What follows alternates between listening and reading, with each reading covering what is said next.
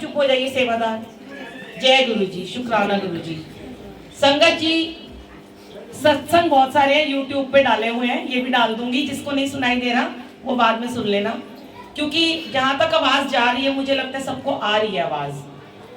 और शुक्राना गुरु जी का सिर्फ और सिर्फ शुक्राना किया कीजिए, जिन्होंने गुरु जी ने आपको यहाँ तक बुलाया, अपने से जोड़ा।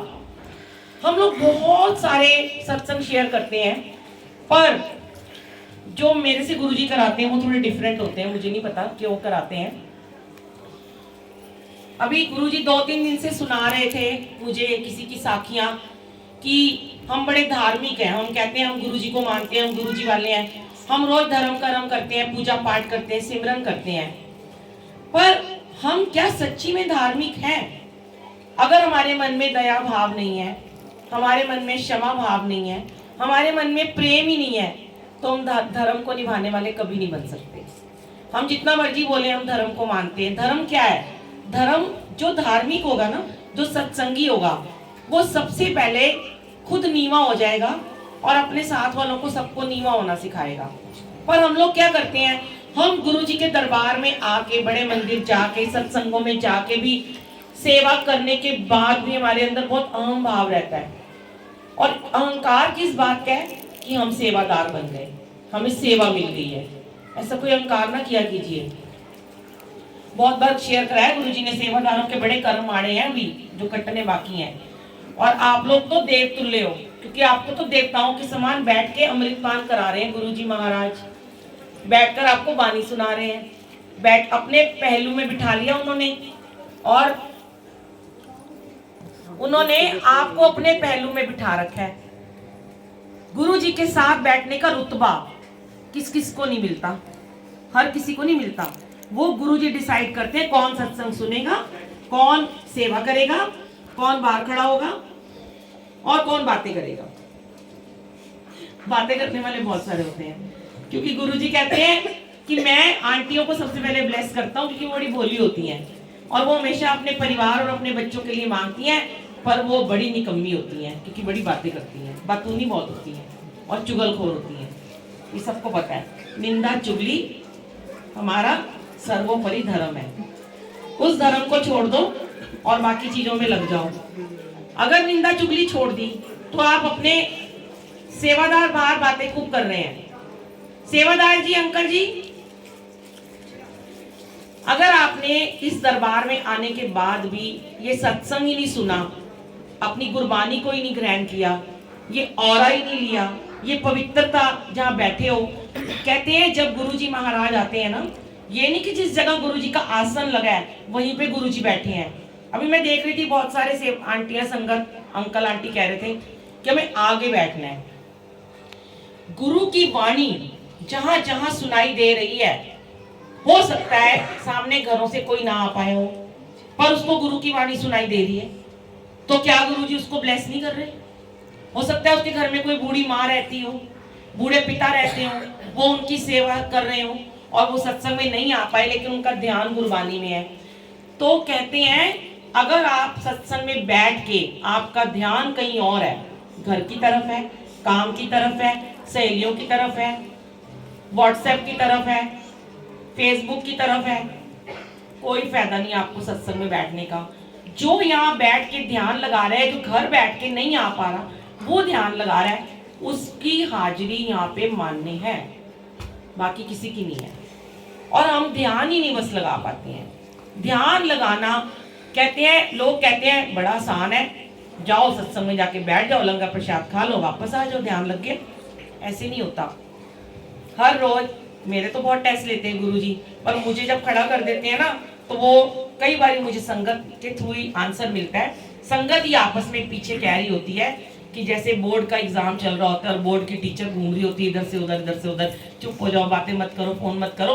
तो मुझे उन्होंने बोर्ड की टीचर वाला रुतबा भी दे दिया, क्योंकि बोर्ड की जब बोर्ड का पेपर होता है तो वहाँ नकल भी नहीं आप मार सकते, ना यहाँ कोई पर्चियां चलती हैं, है ना। स्कूल में तो टीचर तो नकल कभी कभी मारने भी देती है, पर बोर्ड में नहीं आप मार सकते। तो अगर हो सकता है उन्होंने हमें इस लायक बना दिया हो कि हम बोर्ड की टीचर बन गए हैं, और मैं भी स्टूडेंट थी कभी, मैं भी बहुत बातें करती थी, मैं तो बहुत ज्यादा बातूनी थी, पर शायद गुरुजी ने मेरी बातों को ब्लेस करके ना मुझे अपने बारे में ही बातें करनी सिखा दी है कि तूने तो चुप होना नहीं है, तू मेरे बारे में ही बोलती रहे। और जब तक मैं सत्संग संगत होता रहेगा, सत्संग होता रहेगा, सब लंगर प्रसाद खाते रहेंगे, मैं चुप नहीं होंगी। किसके बारे में मैं बोलूंगी? मैं अपने गुणगान नहीं गाने मुझे। क्या शुरू करना है? मुझे अपने गुणगान नहीं गाने, यहाँ गुरु के गुणगान गाने हैं। इसीलिए गुरु ने ये बातों को ब्लेस कर दिया कि तुम सिर्फ मेरा ही गुणगान करोगे और फालतू बातें नहीं करनी और मेरी महिमा ही सुनानी है।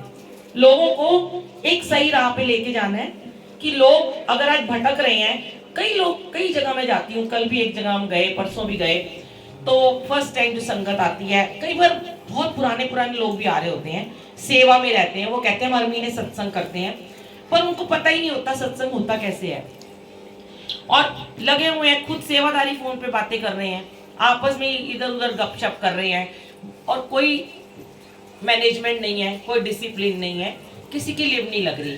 आज देखो कितनी संगत है, बाहर अंदर सब भरा हुआ है, पर कितनी अच्छी लिव लगी हुई थी।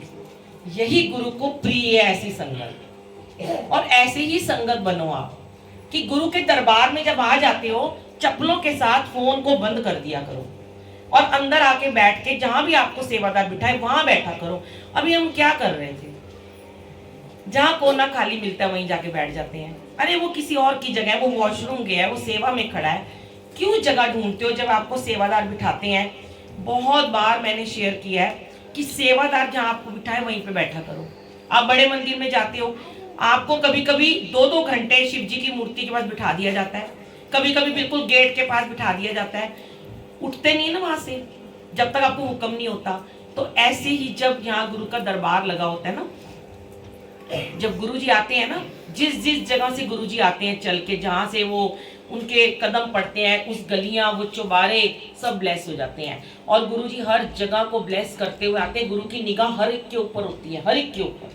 ये मत सोचो पीछे बैठे वो गुरुजी नहीं देख रहे हैं, उनको तो सबसे पहले तारते हैं वो, क्योंकि वो बेचारे देखो कितनी ठंड में बैठे हैं बाहर। आप लोग तो इतने निग में बैठे हो, शॉलें भी उतर गई हैं, वो कितनी कुड़कती ठंड में बैठे हुए हैं। तो उनके ऊपर गुरु को ज्यादा प्यार आ रहा है। वो बैठ के ये सोच रहे हैं, हाय राम, हम बड़े माड़े कर्म है, हमें आगे नहीं बैठने का मौका मिला। नहीं, आपके तो बहुत अच्छे कर्म है, माड़े कर्म वाले तो भी आगे आगे बैठ रहे हैं। आपके कर्म कट गए हैं, इसलिए गुरुजी कह रहे हैं तेरा नंबर पीछे हो गया, एना दाले नंबर आया नहीं। तो भावनाओं को थोड़ा चेंज करो, थॉट्स को क्लियर करो, ज्यादा इफ एंड बट में मत पड़ा करो, सोचा मत करो, इसको खाली रखा करो। मेरा तो ये है ही नहीं, ऊपर का माला खाली है, मतलब कहते कमले पगले हैं, पागल हो जाओ इस दरबार में, पागल, कमले, अनजान, छोटे बच्चे ऐसे बन जाओ कि आपको किसी की बात का कोई फर्क ही नहीं पड़ता। आपके अंदर दिमाग नाम की चीज ही नहीं है। क्या है? दिल। अब उधर पीछे आंटियां बैठी हैं, उनको गुरु का दरबार नहीं दिख रहा। देखो, अगर आपको गुरु के दरबार में बैठना है, आओ ना जल्दी। क्यों आते हो लेट सत्संग में, 1-1 घंटे के बाद, आधे घंटे बाद? वेलकम बैंड से पहले आओ। जो आए थे उनको दरबार में यहाँ बैठने का मौका मिल गया। अब सबको ही दरबार देखना है। महल तो इतना सुंदर गुरुजी ने दे रखा है, बेचारी आंटी और कितना बड़ा महल बनाएंगी, हो सकता है और बना दे गुरुजी। लेकिन ना सोचा करो कि मैं दरबार में नहीं बैठा, वाणी सुननी है, गुरबानी। ये जो गुरबानी को सुनते हो ना, गुरु की वाणी, यही आपको असली ब्लेसिंग देती है। अभी एक आंटी से मेरी कल बात हो रही थी, उनको मैंने 2-3 दिन पहले सत्संग में एक छोटा सा ब्रेसलेट दिया था, उनके परिवार वालों ने बांटा था। तो वो आंटी बहुत परेशान थी, वो गुरुजी को नहीं मानती थी, वो फर्स्ट टाइम गुरुजी के सत्संग में आई थी और बड़ी परेशानी से लेकर आई थी, बहुत नेगेटिविटी थी। जब उन्होंने कल मेरे से फोन पे बात की तो मैंने उनको बताया अमृत वेला के बारे में। जब उनको मैंने सारा बताया कैसे करना होता है, क्या करना है, तो मैंने उनको पूछा कि गुरुजी का सबूत, तो उन्होंने कहा मेरे पास तो कुछ है ही नहीं, मैं तो पहली बार सत्संग में आई।